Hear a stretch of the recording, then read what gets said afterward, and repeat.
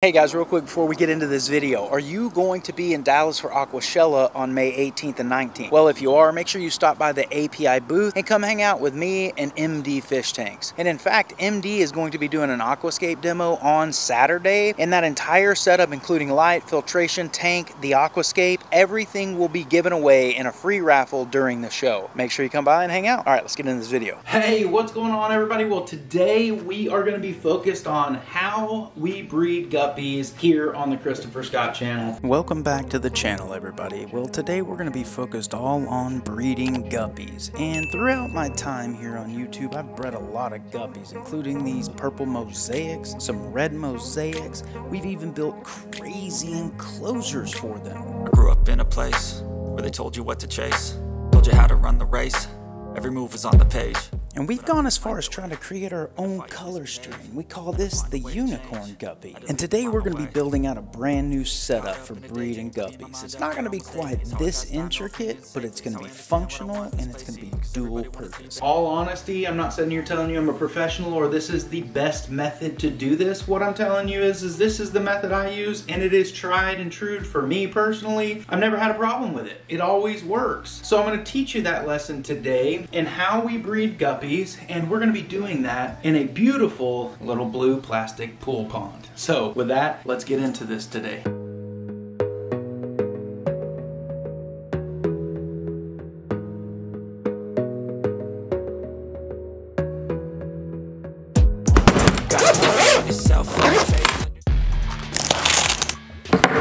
I've cut 4 pieces of PVC pipe the equal lengths, and now I'm adding 90-degree elbows to the ends of each one of these. Then I'm going to flip them over and I'm going to go ahead and add a T to the other end. I've cut some smaller pieces and we're going to add these to the T's because these are going to eventually become the legs of our light stand. And now it's time to just simply assemble this thing, and we'll take a look at this later on in the video when we set up our light system. This thing is completely for functionality, not aesthetics. It's not very pretty, but it works. This little 1/2-inch PVC light stand actually works perfectly to hold the light that we're going to use today. And this light is a 5,000 Kelvin garage light that you can get at Walmart for about $15 to $20. And this thing grows plants wonderfully. And in fact, if you look at all the plants that have ever been grown on my channel, they're all grown under this style of light because it just works and it's cheap. For substrate, what we're going to be using is a mixture of fluval stratum planted substrate, some silica-based aquarium sand, and this was all in a setup that was previously used. So it is full of nutrients, it is full of beneficial bacteria. It'll be perfect for this setup, and once again, it's just cheap because it's something we had sitting around and we don't want it to go to waste.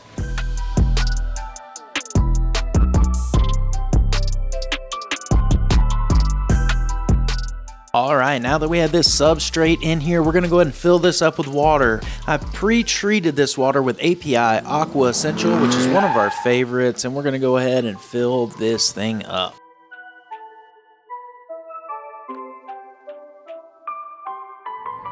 This white sand that is floating to the surface of the water is the silica-based sand, and I'm using my hand to kind of pat it underwater to try to get it to absorb the water.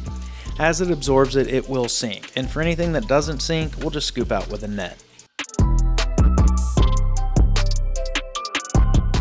I wanted to make sure that I put dechlorinated water into this setup, and that is simply because I didn't want the chlorine messing with any of the bacteria that already exists in this substrate. Because like I told you earlier in this video, this actually came from a very healthy setup, and there's all kinds of bacteria already in here. I can now stick this articulating sponge filter to the bottom of this little plastic pool using the suction cups on the back, which will hold it nicely into place. If you happen to want to pick one of these sponge filters up, you can get those at freshwaterscrub.com. Use the code GUPPY for 10% off all of your orders. Now that we have the sponge filter stuck to the bottom of this plastic pool, we're going to go ahead and add our air line that will be hooked up to an aerator. We're also going to go ahead and add some sponges from an existing healthy, stable setup. This will actually cycle this system instantaneously, allowing us to add fish. Because if you know, that bacteria actually lives in the filter media, in the substrate, on plants, driftwood, things of that nature. It does not live in the water column. Now that we have the airline hose installed, before we hook this up to an aerator, we're actually going to install a check valve. A check valve prevents the backflow of water. And why this is important is because if you have an electrical outage and your aerator stops working, the backflow of water can actually occur through the sponge filter and out that airline hose, draining your entire system all over the floor. Had it happen, don't want that to happen again. And in fact, if you purchase a sponge filter from freshwaterscrub.com, it will give you the option to add a check valve and airline hose to your order.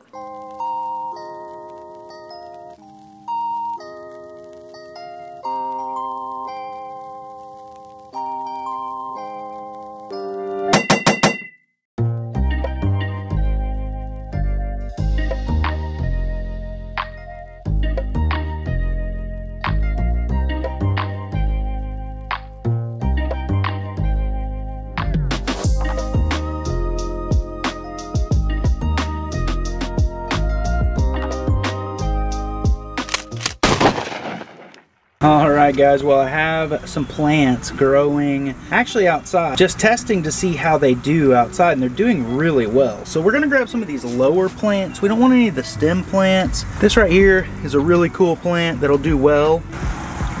Let's grab, these are actually submerged growth Java ferns. We'll grab those. Cardinal plant, grab a couple of those. Do we have any more in here? Actually, I think that may be our only one in here. Another Java fern. Grab this guy as well. There we go. All right, let's get some stuff from inside as well. So we have these tubs growing inside as well, but they're covered in duckweed. So we're gonna try to get this without getting any duckweed really, which is gonna be hard. All right, here's a nice little crypt. Another one. Maybe a little Anubias nana. How about, oh my gosh, look at the size of that red lotus bulb. And there's some moss stuck to it. We'll take this. Oh my gosh. Guys, there is a fish in here. Oh my goodness. Okay, we're not gonna talk about that now, but you're gonna have to come back for a later video because I totally forgot about this. Anyway, so we got enough plants for now. Let's go ahead and get these into our guppy setup. All right, guys, well, let's start with these Java ferns because we're just gonna throw those in there. We're actually not gonna plant those. We're gonna let those float. And there's some more in here, we'll find those. But let's move to this Anubias nana. Put this red crypt in here.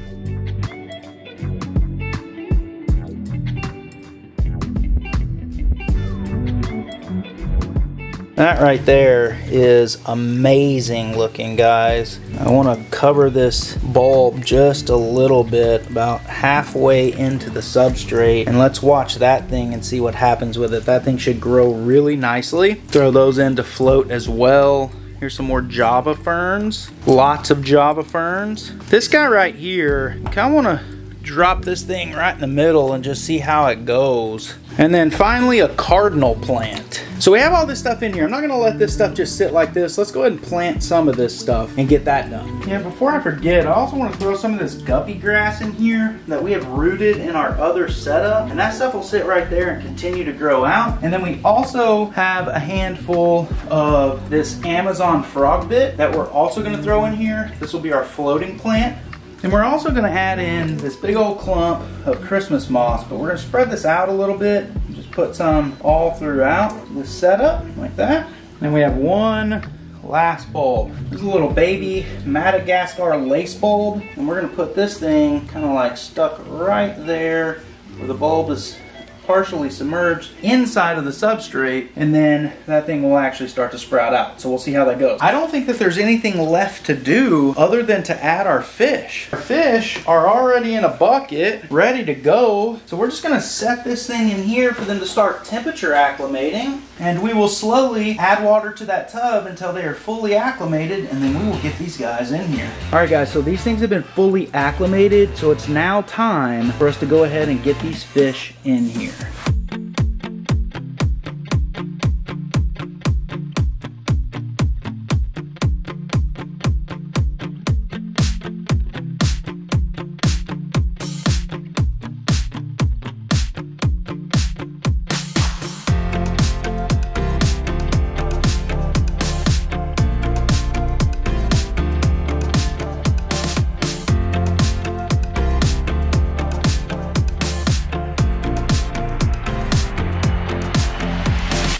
Hey guys, listen, thank you so much for taking your time to watch this video today. I am so grateful for each and every one of you, and that is truthful and honest from my heart. Thank you so very much. And in fact, if you've made it this far in this video, well, listen, I'm gonna give away a piece of merch. So in honor of the Guppies, for the first person to comment this word in an unedited post, I am going to give you a free piece of Christopher Scott merch as long as you live in the United States. So make sure you comment this. And that word is right here, Guppylicious. That's right. Anyway, so guys, I really do truly 100% am grateful for each and every one of you. I'm gonna be giving some merch away for quite a while. I just think it's nice to give back sometimes. So if you do want some, stay tuned to the videos. As well as if you wanna buy some, you can find that at freshwaterscrub.com. I really am thankful, guys. Thank you so very much. And if you haven't followed us on Instagram or Facebook, links to both are down below, as well as make sure you've subscribed and turn on the notification bell if you haven't done that already. And with that, we'll see you next time.